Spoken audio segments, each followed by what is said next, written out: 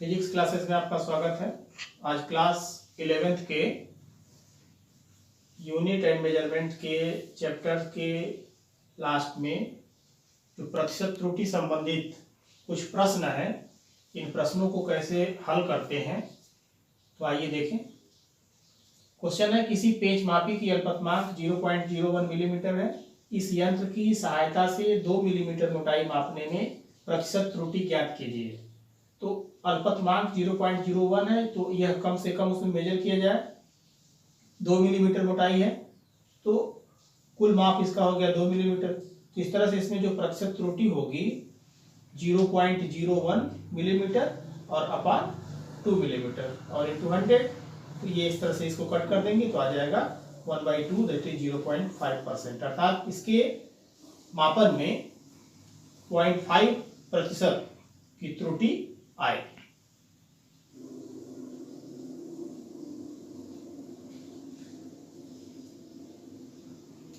एक पेच मापी की अल्पतमांक 0.001 सेंटीमीटर है। इसके द्वारा किसी तार का व्यास 0.225 सेंटीमीटर मापा जाता है। इस माप में संभावित प्रतिशत त्रुटि ज्ञात कीजिए। तो अल्पतमांक इसका 0.001 सेंटीमीटर है और तार का व्यास 0.225 सेंटीमीटर है। तो संभावित त्रुटि हो गई न्यूनतम माप बटा टोटल, तो 0.001 अपान 0.225 इंटू 100। इसको आप सिंप्लीफाई कर देंगे, आ गया 4/9 दैट इज 0.44%। अर्थात इसके मेजरमेंट में मापन में 0.44% की एरर आएगी। एक विराम घड़ी की अल्पतमांक 1/5 सेकेंड है। इसके द्वारा किसी लोलक के 20 दोलनों का समय 25 सेकेंड मापा जाता है। इस प्रेक्षण में संभावित प्रतिशत त्रुटि ज्ञात कीजिए। अल्पतमांक है 1/5 सेकेंड, न्यूनतम माप हो गई, टोटल माप है 25 सेकेंड। तो मापन में जो प्रतिशत त्रुटि होगी 1/5/25 और इसको आप सॉल्व करेंगे तो 1/5 इंटू ये 1/25 इंटू 100 कट कर देंगे तो 0.8%। अर्थात इसके मापन में 0.8% की एरर आएगी। 0.1 सेंटीमीटर तक माप देने वाले साधारण स्केल द्वारा एक आयताकार सीट की लंबाई 5.7 सेंटीमीटर तथा चौड़ाई 3.4 सेंटीमीटर मापी जाती है। सीट के क्षेत्रफल की माप में कितने प्रतिशत त्रुटि संभव है? तो इसकी लंबाई देखें 5.7, चौड़ाई 3.4 सेंटीमीटर। तो 5.5 सेंटीमीटर इसकी लंबाई है, तो इसके मापन में त्रुटि 0.1 सेंटीमीटर की मिनिमम होगी। इसी तरह से 3.4 वाले के लिए भी 0.1। तो अब जो सीट का क्षेत्रफल है लंबाई गुणे चौड़ाई, और इसके लिए आप फार्मूला बनाते हैं तो delta A upon A into 100 equals to delta L upon L plus delta B upon B total into 100। तो डेल्टा एल की वैल्यू हो गई 0.1, एल की वैल्यू 5.7, डेल्टा बी 0.1 और बी 3.4 इंटू 100 अलग अलग मल्टीप्लाई करके इसको सॉल्व कर देंगे तो यह आ गया 4.69 अर्थात 4.7%। अर्थात इसके मापन में 4.7% की एरर आएगी।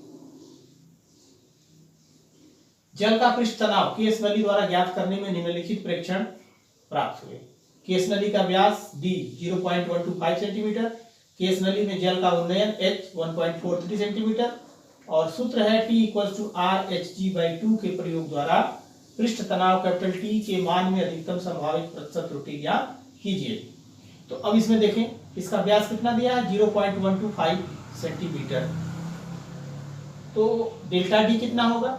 डेल्टा डी होगा दशमलव के तीसरे स्थान तक आएगा तो 0.001 सेंटीमीटर। इसी तरह से h इक्वल टू 1.43 सेंटीमीटर, तो डेल्टा h कितना होगा दशमलव के दूसरे स्थान तक तो 0.01 सेंटीमीटर। अब फार्मूला हमारे पास है T इक्वल्स टू RHG/2 और क्वेश्चन में दिया है व्यास, तो इस रेडियस को आप बदल दीजिए डायमीटर में, तो R इक्वल्स टू D/2 होता है, ये हो गया D/2 और HG/2, तो इसको आप सिंप्लीफाई करेंगे तो DHG/4। अब इसका फार्मूला आपको बनाना है। तो इसमें आप देख रहे होंगे कि 4 कांस्टेंट है और जी भी कांस्टेंट है, तो डी और एच ये दोनों पैरामीटर हैं। तो अब बनाएंगे आप, तो डेल्टा डी अपान डी इंटू 100 और एच के लिए डेल्टा एच अपान एच इंटू 100। अब ये वैल्यू पुट कर देंगे, 0.001 अपान 0.125 इंटू 100 प्लस इसके लिए 0.01 अपान 1.43 इंटू 100, और इस तरह से इसको सिंप्लीफाई करेंगे, दशमलव हट गया, 1/125 गुणे 100, 1/143 गुणे 100। अब डिवाइड करेंगे तो ये 0.8 और ये 0.699, तो ये आ गया 1.499 अर्थात 1.5%। तो इसके मापन में एरर जो होगी वह 1.5% की होगी। एक तार की प्रारंभिक लंबाई 140.3 प्लस माइनस 0.3 सेंटीमीटर है, तो ये इसमें डेल्टा की वैल्यू हो गई। तार को खींचने पर उसकी लंबाई 142.8 प्लस माइनस 0.2 सेंटीमीटर हो जाती है। तार की लंबाई में वृद्धि की अधिकतम प्रतिशत त्रुटि ज्ञात कीजिए।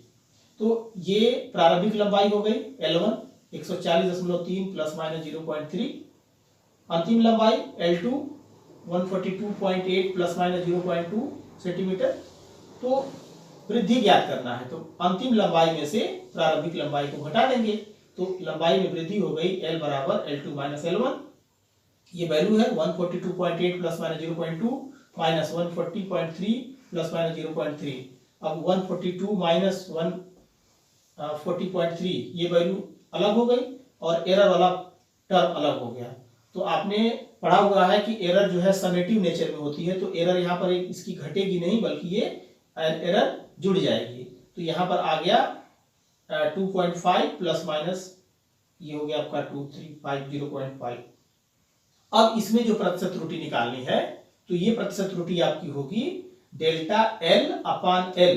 अब L हमारा कितना आया है, अंतर वाला 2.5 आया है, तो 0.5 अपान 2.5 इंटू 100, दशमलव हट जाएगा, 5/25 और गुणे 100। अब इसको आप काट लीजिए, 25 चौको 100, 5 चौको 20, 20% एरर होगी। ये देखें फार्मूला से संबंधित है कि एक भौतिक राशि P तीन मापित राशियों A, B व C से निम्न प्रकार संबंधित है। P equals to A cube B square by C। A, B, C की मापों में 1%, 2%, 3% अर्थात A में 1%, B में 2% और C में 3% की त्रुटियां है। राशि P के माप में संभावित महत्तम प्रतिशत त्रुटि ज्ञात कीजिए। महत्तम शब्द आया है तो त्रुटि हमेशा अधिकतम ही होती है, महत्तम होती है। तो अब आप इस फार्मूले को P equals to A cube B square by C को लिख सकते हैं A cube B square C minus 1। अब इसका आप जो है एरर के लिए फार्मूला, तो 3 into delta A upon A into 100, इसके लिए B के लिए प्लस 2 इंटू डेल्टा B अपान B इंटू 100, और इसके लिए आएगा माइनस 1 इंटू डेल्टा C अपान C इंटू 100। लेकिन एरर जो है वह मैक्सिमम दिखाई गई है, तो जो माइनस साइन आता है उसको प्लस ले लिया जाता है, तो ये प्लस कर दिया गया। अब delta A upon A into 100, या A का प्रतिशत त्रुटि है तो A की प्रतिशत त्रुटि है 1, इसकी जगह पे रखा 1। डेल्टा B अपान B इंटू 100, ये B की प्रतिशत त्रुटि है, B का है 2 रखा, और डेल्टा C अपान C इंटू 100 ये C का है, इसकी जगह पर 3 रखा। अब ये 3 और 2 2 4 और 3, तो इस तरह से 3 4 7 3 10, तो इसमें अधिकतम प्रतिशत त्रुटि 10% की होगी। इसी तरह से एक क्वेश्चन है, एक भौतिक राशि S equals to A square B cube upon C root D में A, B, C तथा D के मापन में त्रुटियां क्रमशः 4, 2, 3 तथा 1% है। S के मान में अधिकतम प्रतिशत त्रुटि ज्ञात कीजिए।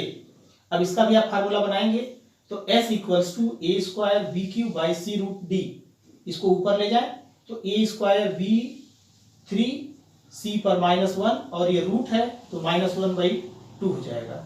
अब इसका फार्मूला आप बनाएंगे, तो twice delta A upon A into 100 plus 3 delta B upon B into 100, और ये माइनस आएगा, लेकिन त्रुटि अधिकतम तो यहाँ पे मैक्स लिखा गया, डेल्टा S अपान S इंटू 100 मैक्स, तो ये साइन प्लस हो जाएगा, प्लस डेल्टा C अपान C इंटू 100, और इस तरह से 1/2 डेल्टा D अपान D इंटू 100।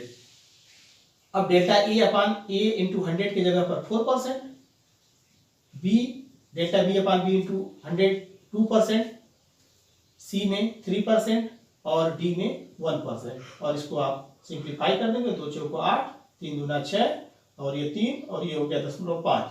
तो 8 6 14 3 17.5%, अर्थात इसके मापन में 17.5% की त्रुटि होगी। इसी तरह देखें, दो छड़ें जिनकी लंबाइयों की मापें 3.5 प्लस माइनस 0.1 मीटर है तथा 4.1 प्लस माइनस 0.2 मीटर है, परस्पर जोड़ी गई हैं। छड़ की संयुक्त लंबाई में अधिकतम प्रतिशत त्रुटि ज्ञात कीजिए। तो ये लंबाई पहले 3.5 प्लस माइनस 0.1 L1 और L2 4.1 प्लस माइनस 0.2 मीटर। अब L के लिए क्या लिखेंगे, इसको ऐड करना है, तो L1 plus L2 equals to हो गया 3.5 प्लस 4.1 7.6 हो गया। और जो त्रुटि है, त्रुटि के लिए delta L equals to delta L1 plus delta L2, दोनों ऐड हो जाता है, तो ये प्लस माइनस 0.1 और प्लस माइनस 0.2, तो इस तरह से हो जाएगा ये प्लस माइनस 0.3। अब प्रतिशत त्रुटि चाहिए, तो डेल्टा L अपान L इंटू 100, तो डेल्टा L की जगह पर आ गया 0.3 और L की जगह पर हमको मिल चुका है 7.6। तो इस तरह से 0.3 डिवाइड बाई 7.6 इंटू 100, तो 3 अपान 76 इंटू 100, तो 300 अपान 76 डिवाइड कर देंगे 3.94%, दशमलव के एक स्थान तक रखेंगे तो 3.9%, अर्थात इसमें जो एरर है वो 3.9% होगी। एक तनी डोरी में तरंग की चाल v इक्वल्स टू √t/m से प्रदर्शित है। ये फार्मूला है तरंग की चाल के लिए। यदि तनाव बल T के मापन में 2% तथा एकांक लंबाई के द्रव्यमान के m के मापन में 3% की त्रुटि होती है, तो चाल की गणना में अधिकतम प्रतिशत त्रुटि ज्ञात कीजिए।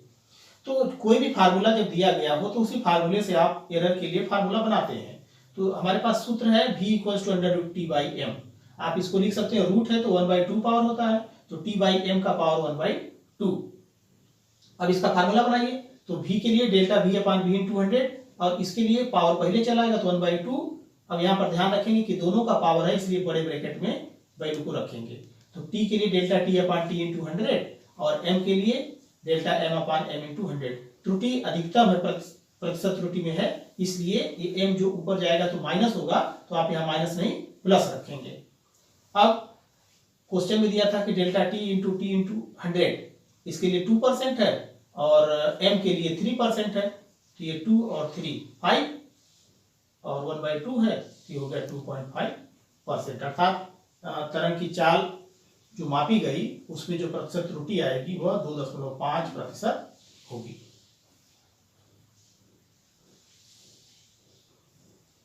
एक वृत्ताकार प्लेट की त्रिज्या एवं प्लेट पर लगाए गए बल के मापन में क्रमशः 1% एवं 2% की अधिकतम त्रुटियां हैं। प्लेट पर आरोपित दाब के मान में अधिकतम प्रतिशत त्रुटि होगी। तो ये क्या देख रहे हैं कि वृत्ताकार प्लेट है, तो वृत्ताकार प्लेट का जो क्षेत्रफल होगा a equals to pi R square होगा। यहाँ त्रिज्या के मापन में r के मापन में 1% है और बल के मापन में 2% है। तो जो दाब के लिए सूत्र है P बराबर F बटा A की जगह पर पाई आर स्क्वायर। अब डेल्टा P अपान P इंटू 100 मैक्स, तो ये बन जाएगा डेल्टा F अपान F इंटू 100। इसमें पाई कांस्टेंट है, तो आर स्क्वायर के लिए बनेगा 2 इंटू डेल्टा R अपान R इंटू 100। अब डेल्टा R अपान R इंटू 100 ये 1% का है और F का 2% है, तो ये 2 प्लस 2 इंटू 1 दैट इज 4%। तो इसमें जो मापन में आएगी त्रुटि वह 4% की होगी। अब ये प्रैक्टिकल संबंधी है। एक पदार्थ का घनत्व 8.4 ग्राम पर सेंटीमीटर क्यूब है, जबकि प्रयोग द्वारा 8.7 ग्राम पर घन सेंटीमीटर आता है। प्रतिशत त्रुटि ज्ञात कीजिए। तो घनत्व ये है, मतलब ये स्टैंडर्ड वैल्यू जिसको प्रमाणिक मान कहेंगे, और जबकि प्रयोग द्वारा ये आया है तो ये प्रायोगिक मान है। अब जो प्रायोगिक प्रतिशत त्रुटि होती है उसके लिए फार्मूला है कि प्रमाणिक मान और प्रायोगिक मान का अंतर, ये सिंबल देख रहे होंगे, अंतर का है, क्योंकि कभी ये बड़ा हो सकता है कभी ये बड़ा हो सकता है। तो चिन्ह जो है ऋणात्मक नहीं, हमेशा धनात्मक रहेगा, बटा प्रमाणिक मान गुणे 100। अब यहाँ पर प्रमाणिक मान 8.4 है, प्रायोगिक मान 8.7 है और ये वैल्यू 8.4, तो इसका अंतर आ गया 0.3 अपान 8.4 और इंटू 100, दशमलव हटा दीजिए 3/84, और 3 से इसको आप काट दीजिए तो ये 28 आ गया। अब 28 को आप 4 से काट दीजिए तो इस तरह 25/7 तो 3.57। तो दशमलव के एक स्थान तक अगर आप ऐसे लिखेंगे तो इक्वल्स टू आ जाएगा 3.6%। अर्थात इस घनत्व के मापन में, पदार्थ के घनत्व के मापन में जो अधिकतम प्रतिशत त्रुटि होगी वह 3.6%